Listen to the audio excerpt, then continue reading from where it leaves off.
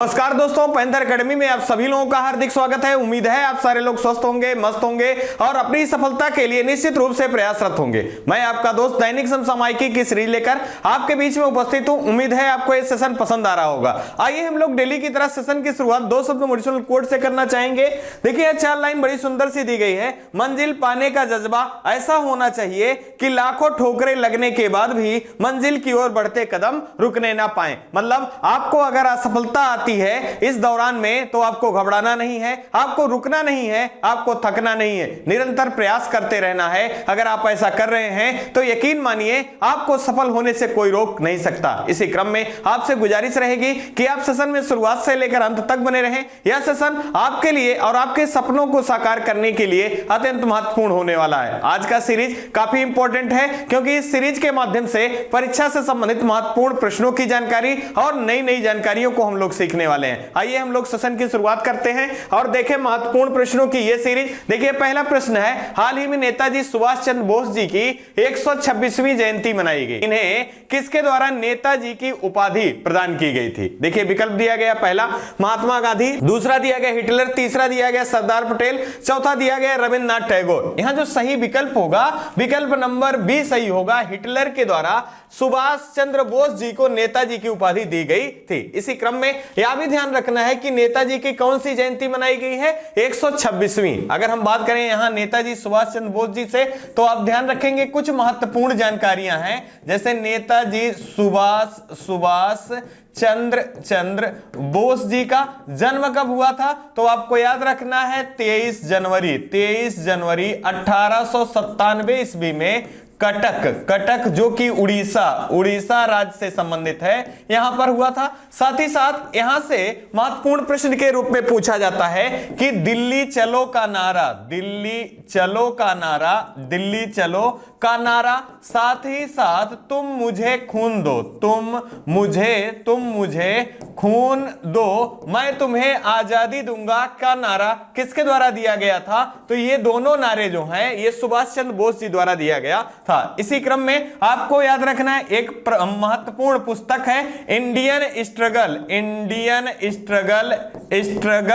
ये किसकी प्रसिद्ध बुक है? तो यह भी सुभाष चंद्र बोस जी की बुक है। यहां से आपको याद रखना है हरिपुरा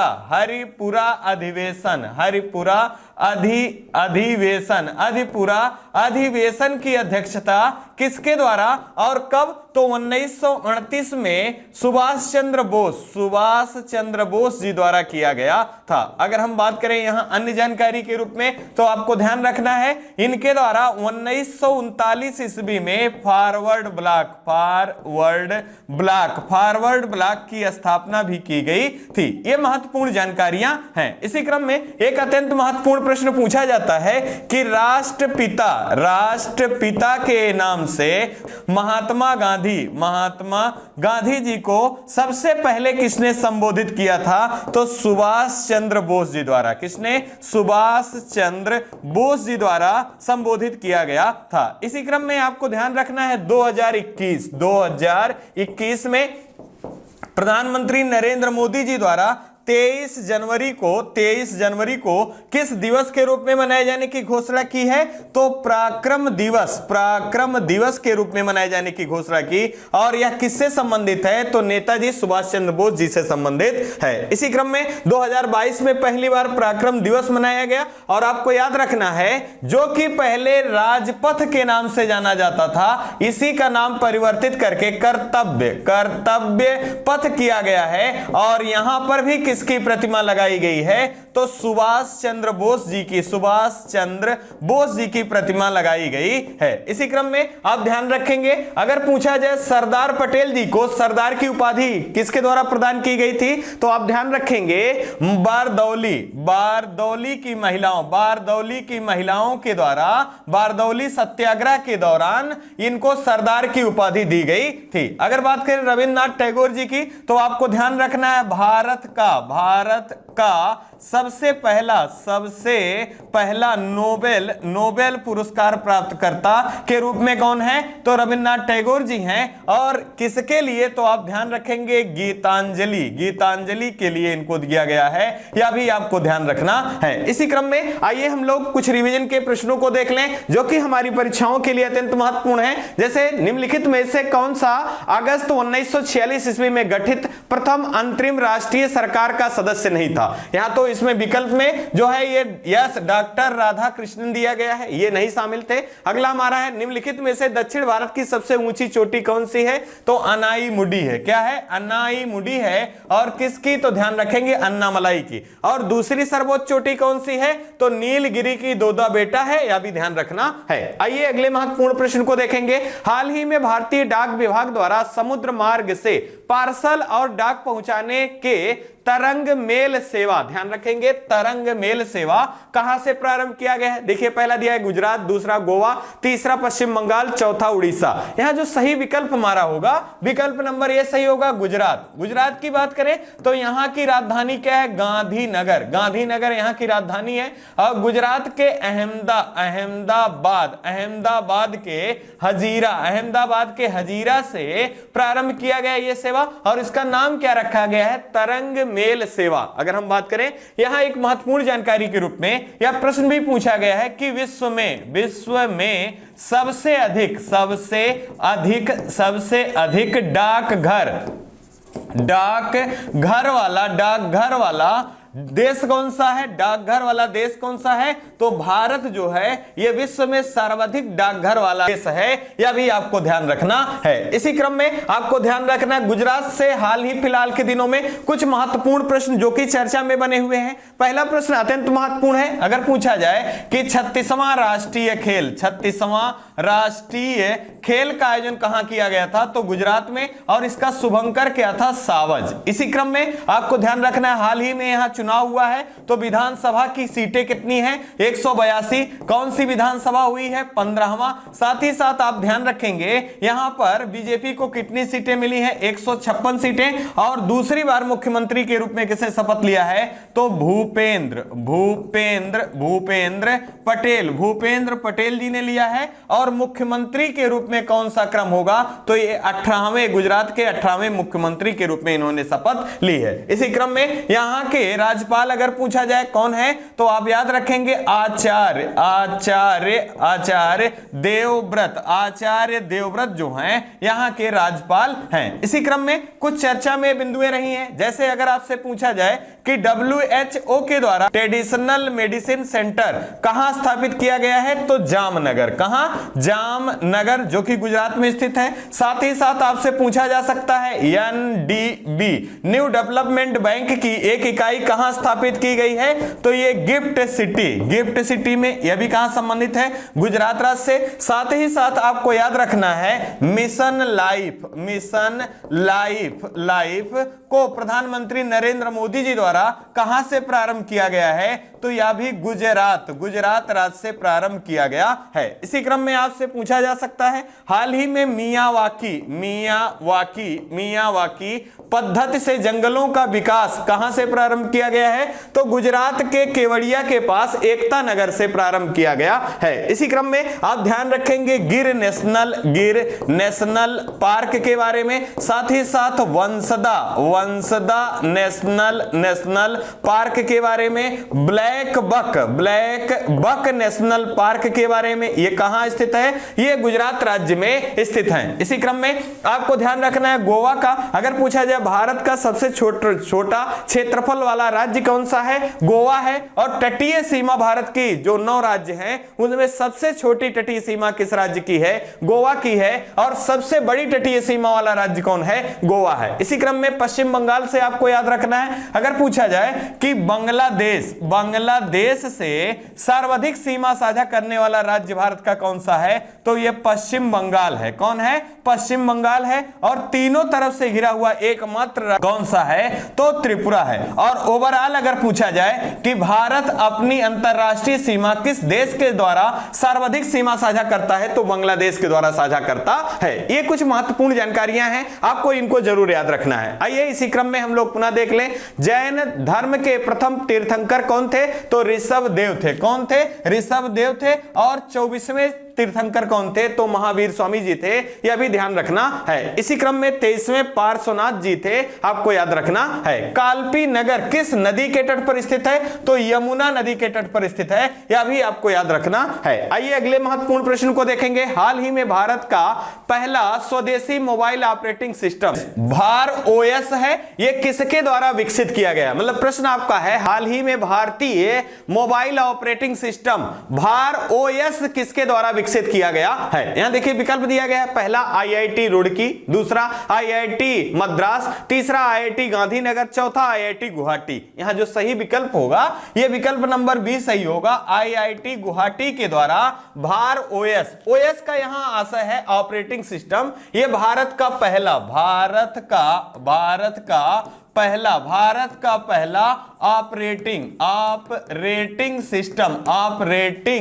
सिस्टम है। क्या है? ऑपरेटिंग सिस्टम है। इसका नाम क्या है? तो आप ध्यान रखेंगे भार ओएस है। और यह भारत का पहला स्वदेशी ऑपरेटिंग सिस्टम के रूप में है। किसके द्वारा विकसित किया गया है? तो आईआईटी मद्रास के द्वारा विकसित किया गया है। इसी क्रम में आईआईटी मद्रास को आपको नहीं भूलना है। अगर आपसे पूछा जाए 5G बेड टेस्ट कहां से प्रारंभ किया गया, किसके द्वारा? तो आईआईटी मद्रास के द्वारा प्रारंभ किया गया है। इसी क्रम में आपको याद रखना हाइपर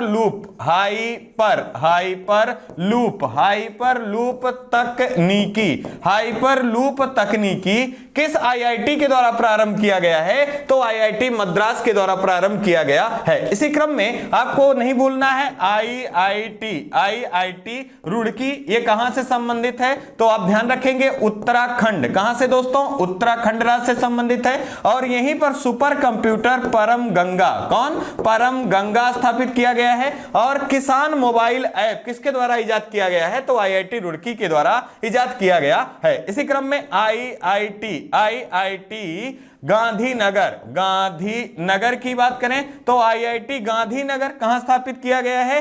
तो यहां परम अनंत को स्थापित किया गया है। और यह गुजरात राज्य से संबंधित है। इसी क्रम में आप ध्यान रखेंगे आईआईटी गुवाहाटी है। और यह किस राज्य से संबंधित है? तो असम राज्य से संबंधित है। और यहां पर परम काम रूप को स्थापित किया गया है। इसी क्रम में आप ध्यान रखेंगे, यहां पहले की बात हो रही है तो आपका याद रखना है भारत का पहला जियो पार्क कहां स्थापित किया गया है? तो मध्य प्रदेश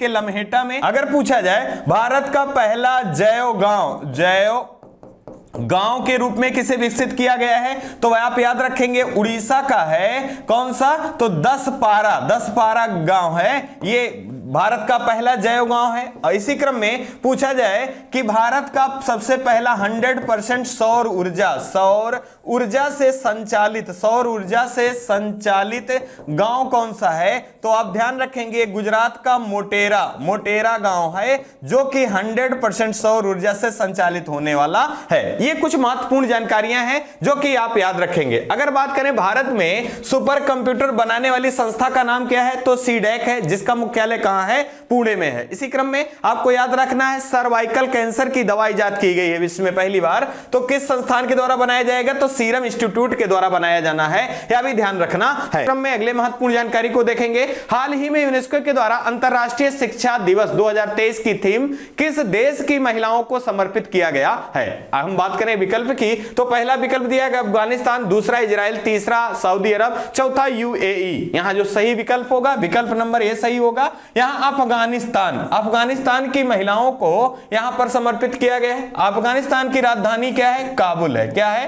काबुल है। और आप ध्यान रखेंगे हाल ही में चर्चा में रहा है तो आप याद रखेंगे अफगानिस्तान में फंसे भारतीयों को वापस लाने के लिए कौन सा ऑपरेशन चलाया गया था? तो ऑपरेशन देवी शक्ति, ऑपरेशन देवी शक्ति किसके लिए चलाया गया था? तो अफगानिस्तान में फंसे भारतीयों को वापस लाने के लिए चलाया गया था। इसी क्रम में आप ध्यान रखेंगे यूक्रेन में फंसे भारतीयों को वापस लाने के लिए कौन सा चलाया गया था? तो ऑपरेशन गंगा। कौन? ऑपरेशन गंगा चलाया गया था। अब हम बात करें इनले पासपोर्ट इंडेक्स है, इसमें सबसे निचले पायदान पे किस देश का पासपोर्ट है? तो वह अफगानिस्तान का है। किसका है? अफगानिस्तान का। और सबसे पहले स्थान पे कौन सा है? तो जापान का है। और भारत का स्थान कितना है? तो 85 है। इसी क्रम में यहां से आपको ध्यान रखना है, विश्व विरासत संस्थान किस संस्थान के द्वारा चुना जाता है? तो यूनेस्को के द्वारा। तो भारत में विश्व विरासत संस्थानों की संख्या कितनी है? 40 है।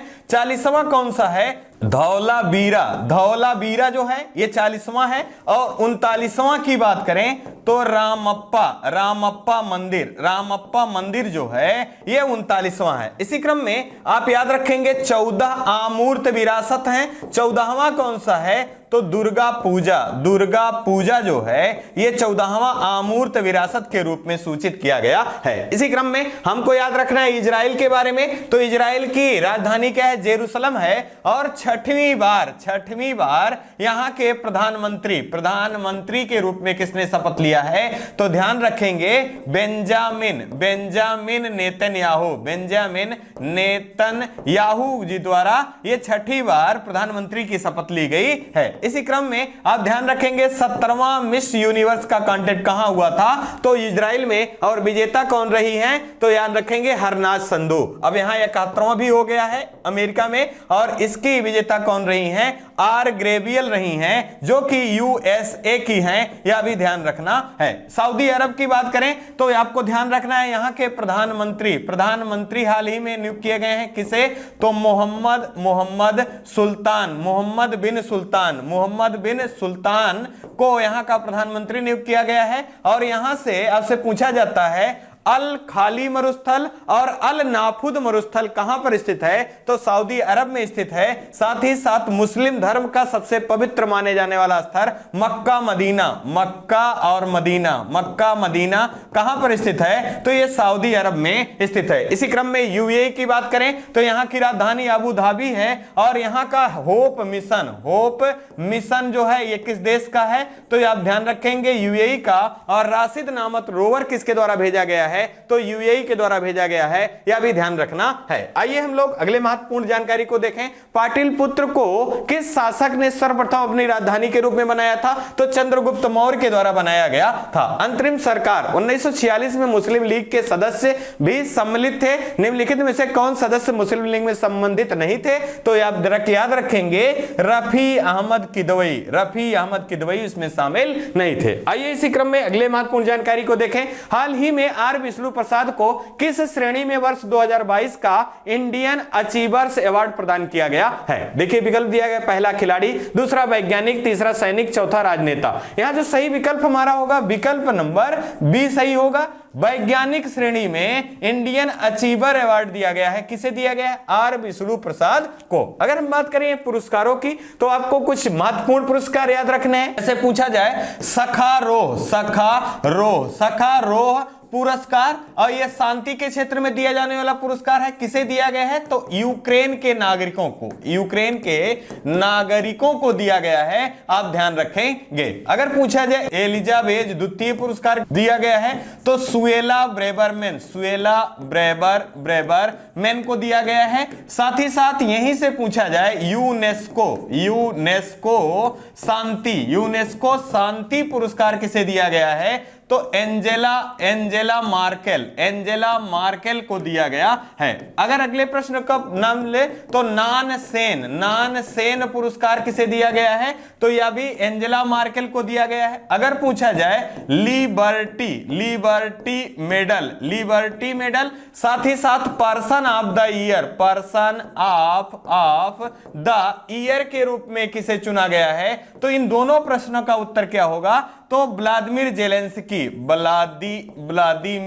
व्लादिमीर जेलेंस्की ये यूक्रेन के वर्तमान में राष्ट्रपति हैं। इनको लिबर्टी मेडल साथ ही साथ पर्सन ऑफ द ईयर पुरस्कार से भी सम्मानित किया गया है। इसी क्रम में 31वां व्यास सम्मान, 31वां व्यास सम्मान की बात की जाए किसे दिया गया है तो असगर वजाहत को दिया गया है। साथ ही साथ आपसे पूछा जाए 32वां बिहारी पुरस्कार डॉक्टर माधव हांडा को दिया गया है। अगर पूछा जाए 31वां सरस्वती सम्मान किसे दिया गया है तो रामदरस मिश्रा जी को दिया गया है। ये कुछ महत्वपूर्ण पुरस्कार हैं, आपको ध्यान रखने हैं। हाल ही में हॉकी विश्व कप 2023 में किस टीम के द्वारा सबसे बड़ा जीत दर्ज किया गया? देखिए विकल्प दिया गया, पहला ऑस्ट्रेलिया, दूसरा चिली, तीसरा नीदरलैंड, चौथा भारत। यहां जो सही विकल्प हमारा होगा विकल्प नंबर सी, नीदरलैंड की राजधानी क्या है? एम्स्टर्डम है। क्या है? एम्स्टर्डम है। और ऑस्ट्रेलिया की राजधानी क्या है? कैनबरा। क्या है? कैनबरा है। चिली की अगर बात करें तो इसकी राजधानी क्या है तो सेंटियागो जो है चिली की राजधानी है। इसी क्रम में नीदरलैंड और चिली, नीदरलैंड और चिली के बीच में यह मैच हुआ और इसमें 14-0 से जीत किसे प्राप्त हुआ तो नीदरलैंड को प्राप्त हुआ। और हॉकी विश्व कप के इतिहास में अभी तक का यह सबसे बड़ा रिकॉर्ड है, यह आपको याद रखना है। इसी क्रम में एक महत्वपूर्ण जानकारी आप ध्यान रखेंगे कि हॉकी विश्व कप 2023 ये संस्करण कौन सा है तो ये 15वां है। कहां आयोजित किया जा रहा है तो उड़ीसा के दो स्थल आप याद रखेंगे, पहला राउरकेला जहां पर नवनिर्मित स्टेडियम है बिरसा मुंडा स्टेडियम, और भुवनेश्वर यहां पर कलिंगा स्टेडियम, कहां? कलिंगा स्टेडियम में आयोजन किया जा रहा है। इसी क्रम में आपको ध्यान रखना है भारत जो है इस विश्व हॉकी मैच से क्या हो गया है? बाहर हो गया है, क्योंकि पहला मैच स्पेन के द्वारा जीता था और जो फाइनल का मैच था दूसरा, ये मैच क्या हो गया है? भारत हार गया है। इसी कारण यह हॉकी विश्व कप 2023 से भारत बाहर हो गया है। इसी क्रम में आपको ध्यान रखना है हाल ही में एक महत्वपूर्ण जीत आपको याद रखना है क्रिकेट के क्षेत्र में, तो आप ध्यान रखेंगे क्रिकेट का सबसे अधिक रन से जीत प्राप्त करने वाली टीम कौन बनी है तो भारतीय क्रिकेट टीम जो है ये क्रिकेट के इतिहास में सबसे अधिक स्कोर से जीतने वाली टीम बनी है। किसको पराजित किया है तो श्रीलंका को पराजित किया है। और कितने रनों से तो 317 रन से। इससे पहले इस रिकॉर्ड का जो हकदार था वो कौन था तो न्यूजीलैंड के पास इससे पहले यह रिकॉर्ड था और इसने किसको हराकर बनाया था तो आप याद रखेंगे आयरलैंड को जीतकर यह रिकॉर्ड बनाया गया था। इसी क्रम में आप ध्यान रखेंगे हाल ही में भारतीय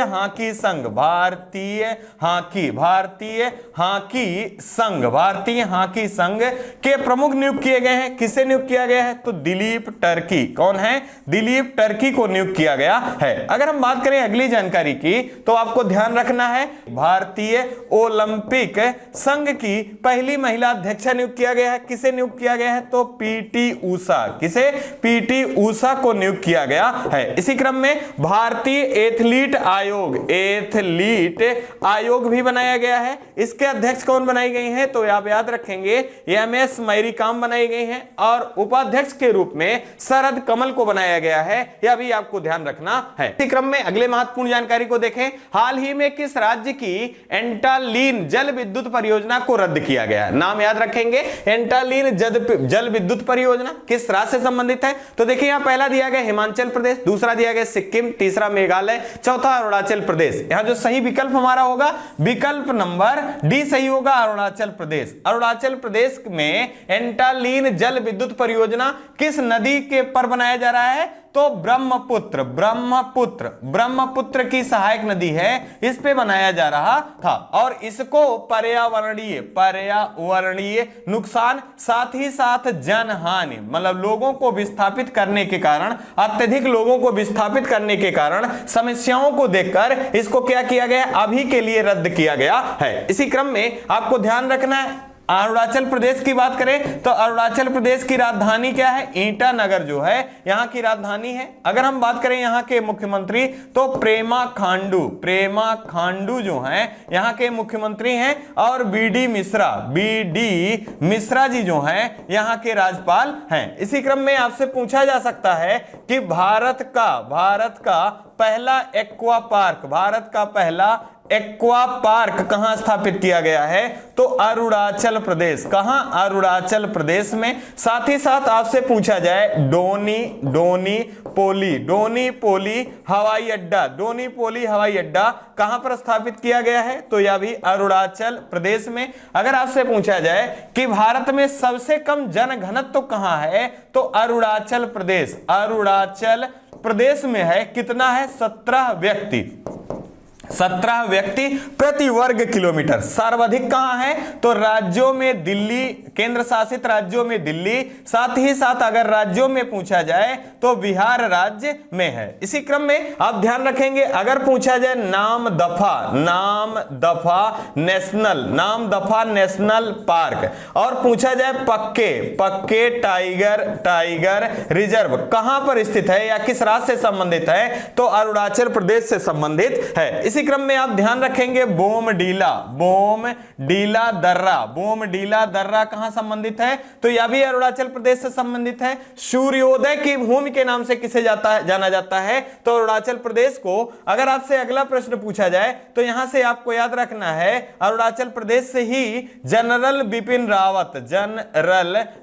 रावत के नाम पर एक सैन्य स्टेशन, साथ ही साथ एक सड़क का नाम कहां रखा गया है? तो अरुणाचल प्रदेश में। इसी क्रम में ब्रह्मपुत्र नदी भारत में कहां से प्रवेश करती है? तो अरुणाचल प्रदेश से प्रवेश करती है। यह भी आपके लिए अत्यंत महत्वपूर्ण प्रश्न के रूप में है। अगर पूछा जाए भारत का सबसे पूर्वी राज्य कौन सा है? तो ये अरुणाचल प्रदेश है। और अगर बिंदु पूछा जाए तो कि बीथू जो है ये सबसे पूर्वी बिंदु के रूप में है। इसी क्रम में आपको याद रखना है, अगर हिमाचल प्रदेश की बात की जाए तो सिपकीला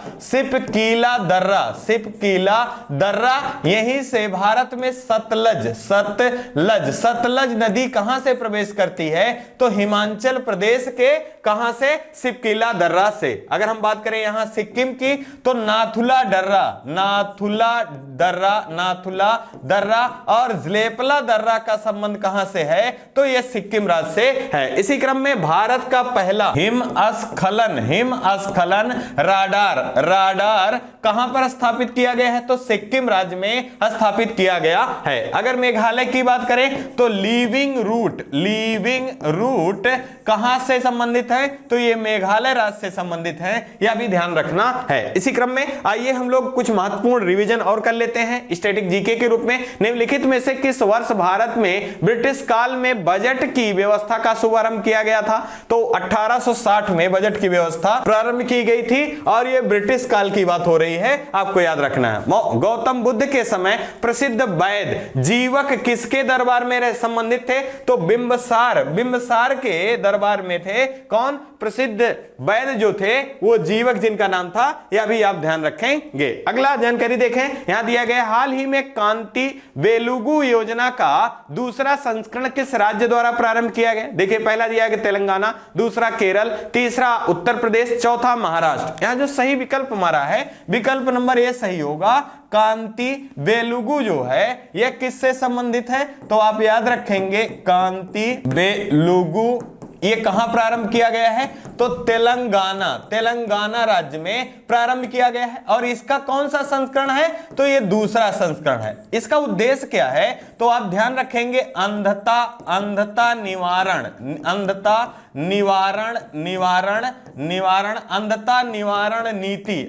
निवारण नीति को लागू करना। अगर हम बात करें अंधता निवारण नीति का उद्देश्य क्या है? दिव्यांगजनों को मुख्य धारा से जोड़ना जो है इसका मुख्य उद्देश्य है। इसी क्रम में अगर हम बात करें हाल ही में अंधता निवारण नीति लागू करने वाला भारत का पहला राज्य कौन बना है? तो राजस्थान बना है। कौन बना है? राजस्थान बना है। और आपको याद रखना है यहां पर अंधता निवारण नीति लागू की गई है राजस्थान राज्य के द्वारा। और यहां पर कांति वेलुगु का आशय क्या है? तो निशुल्क, निशुल्क आंखों का जांच, निशुल्क आंखों का जांच जो है इसका मुख्य उद्देश्य है, आपको याद रखना है। इसी क्रम में तेलंगाना की बात हो तो आपको याद रखना है 2 जून 2014 को नवीनतम राज्य के रूप में 29वें राज्य के रूप में गठन किसका किया गया था? तेलंगाना का। और किससे अलग होकर? तो आंध्र प्रदेश से अलग होकर इसका गठन किया गया था। इसी क्रम में आप ध्यान रखेंगे, अगर तेलंगाना की बात करें, यहां की राजधानी क्या है? तो हैदराबाद यहां की राजधानी है। और यहां के मुख्यमंत्री कौन है? तो के चंद्रशेखर राव जो हैं यहां के मुख्यमंत्री हैं। और तमिल साई सौंदरराजन जो हैं यहां के राज्यपाल के रूप में हैं। हैदराबाद किस नदी के तट पर स्थित है? तो मूसी नदी के तट पर स्थित है। और tree city of the world के रूप में चिन्हित होने वाला भारत का पहला शहर कौन है? हैदराबाद है। और दूसरा कौन है? मुंबई है। इसी क्रम में green city of the world के रूप में चुना जाने वाला हैदराबाद है। और हाल ही में त्यागराज आराधना साहित्य समारोह का आयोजन किया गया है। मोस्ट जीआई पॉपुलर टैग किसे दिया गया है? तो हैदराबादी हलीम को दिया गया है। ऑपरेशन पोलो, आप रेशन पोलो का संबंध किससे है? तो आप ध्यान रखेंगे हैदराबाद जो कि निजामों के कब्जे में था, उनको भारत का अभिन्न हिस्सा बनाने के लिए 1948 में चलाया गया था, जिसे ऑपरेशन पोलो के नाम से जाना जाता है। हाल ही में हैदराबाद के अंतिम नवाब या 8वें नवाब, उनका निधन हुआ है। कहां पर हुआ है? तो तुर्की में हुआ है, यह भी ध्यान रखना है। आइए इसी क्रम में अगले महत्वपूर्ण जानकारी को देखेंगे।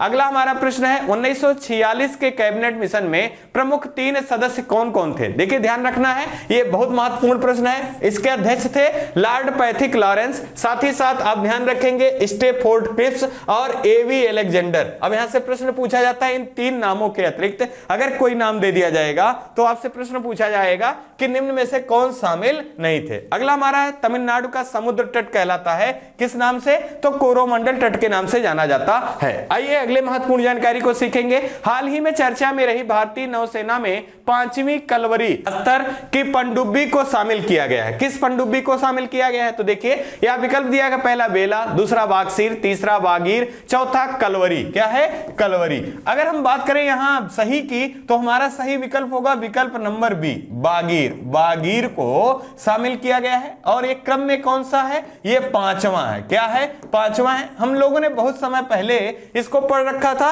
और ये किस आधार पे आता है? प्रोजेक्ट 75। किसमें? प्रोजेक्ट 75 के अंतर्गत भारत सरकार के द्वारा 6 स्कॉर्पियन श्रेणी की पनडुब्बियों के निर्माण की बात की गई थी। इसमें से कौन कौन से हैं? तो आप ध्यान रखेंगे कौन कौन है, तो याद रखेंगे करंज, बेला, खंडेरी है। साथ ही साथ आप याद रखेंगे करंज, बेला, खंडेरी। और आप याद रखेंगे यहीं से बागसीर और बागीर। और आप याद रखेंगे कलवरी। ये 6 स्कॉर्पियन श्रेणी की पनडुब्बियां हैं, जिसमें से 5वां कौन है? ये बागीर है। और 2023 के अंत तक शामिल किया जाएगा किसे? 6वें और अंतिम को, जिसका नाम क्या है? बागसीर है। और इन सबको शामिल किया जा चुका है, करंज को, बेला को, खंडेरी को, कलवरी को। और किसके द्वारा शामिल किया गया है? तो नौसेना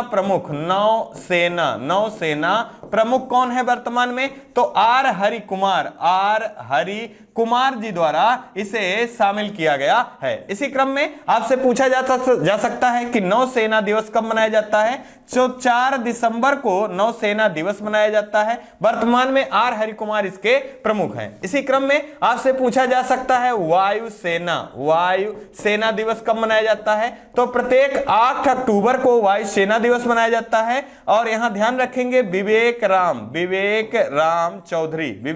राम चौधरी जो हैं यहां के वायुसेना के प्रमुख हैं। इसी क्रम में आप ध्यान रखेंगे थल सेना दिवस कब मनाया जाता है? तो प्रत्येक 15 जनवरी को थल सेना दिवस। और मनोज पांडे जी जो हैं ये थल सेना के प्रमुख हैं, यह भी ध्यान रखना है। इसी क्रम में आप ध्यान रखेंगे हाल ही में भारत का पहला स्वदेशी पोतवाहक विमान आईएनएस विक्रांत को भी शामिल किया गया है। कहां? तो नौसेना में। कब शामिल किया गया? तो 2 सितंबर को शामिल किया गया। किसके द्वारा? तो प्रधानमंत्री नरेंद्र मोदी जी द्वारा शामिल किया गया है। इसी क्रम में आपको याद रखना है, हाल ही में प्रोजेक्ट 15 के अंतर्गत हल्के लड़ाकू